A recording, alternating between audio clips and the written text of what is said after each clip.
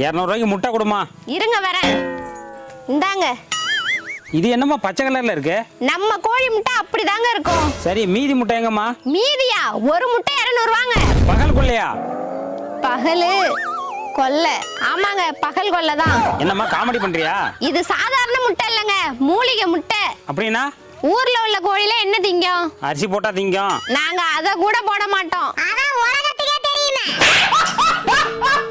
எங்க கோழி காடு ஃபுல்லா சுத்தி மூலிகையை தின்னுட்டு வந்து முட்டை போடும். நீ தீவனம் போட்டா நாங்க ஏண்டி காட்ட சுத்த போறோம்?